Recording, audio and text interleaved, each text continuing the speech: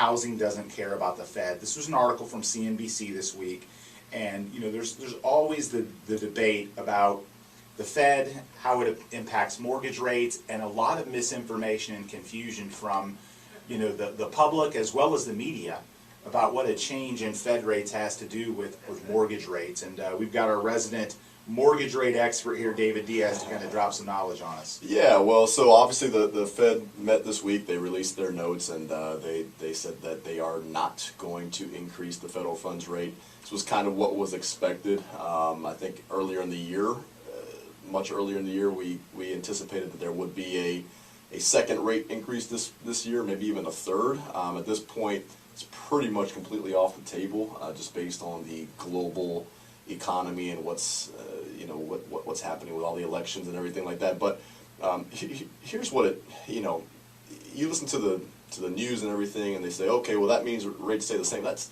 not what it means, and we've talked about it before on the show before. When the Fed, what they do with the Fed funds rate really doesn't have any one-to-one effect on first mortgage rates. It will affect your, if you have a home equity line of credit, it will affect the prime rate, but it doesn't have a one-for-one effect on mortgage rates. So at some point in the future, when they do say, hey, we are going to raise that 0.25%, which is going to happen and should happen probably in the next 6 to 8 months. But when that happens, that doesn't mean that mortgage rates rise 0.25%. It could have a coincidental effect on it, but mortgage rates are going to ebb and flow during that time period regardless. And so what actually happened when the Fed announced this is all the markets actually have gone up over the last couple of days. The stock markets, the oil markets, even the mortgage rates, the mortgage-backed securities market went up, which means rates actually have gotten slightly better than what they were before. So it's all a roller coaster. It's all ebb and flow. And if you're looking at the charts, just imagine tracking a particular stock, and you'll see its peaks and valleys throughout the week. But what the article was really talking about was why it doesn't really matter for what you were just talking about, the statistics of home sales. And there's actually a lot of economists that predict that home sales will actually increase when rates increase. And I think there's a lot of validity to that. And I think the reason being is because it motivates people. The toughest part for me, and it's just not how I work, but a lot of people are motivated by fear.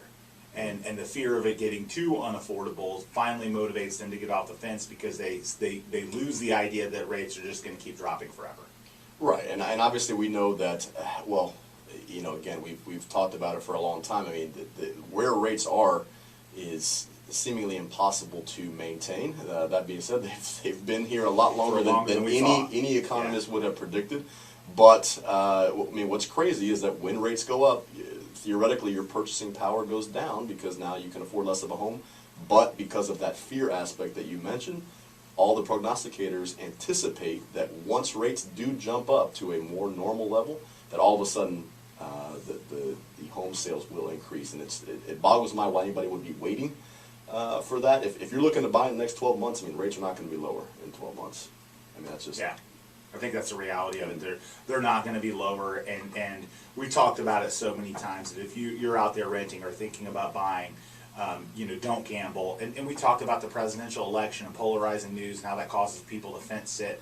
I can also state that I firmly believe that after the election we're going to see some changes in no matter who's elected, there's going to be some volatility in the stock market and interest rates, and there's certainly some chance that those rates go up right after that. So if you're one of those people that's saying, I don't like Trump or I don't like Clinton, so I'm waiting to see who gets elected before I buy, that's just stupid, number one. Number two, it's just stupid. And number three, it's still really stupid.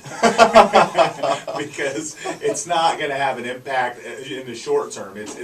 Something like that is a really long-term impact. Whoever's elected, it's going to be years before that election has any impact on real estate. We're not the stock market.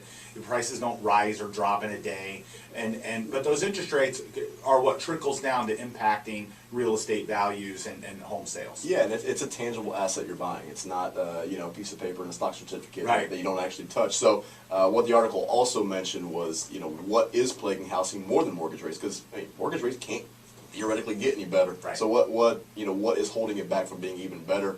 Well, it's supply, and we've talked about that numerous times. It says it right here in the article, and most emphatically, the lack of supply in starter homes. Yeah. So, and that's something we see in Tampa Bay. I mean, if you're trying to buy a starter home, you're probably having to go on the outskirts of town to Or plan get it. on competition.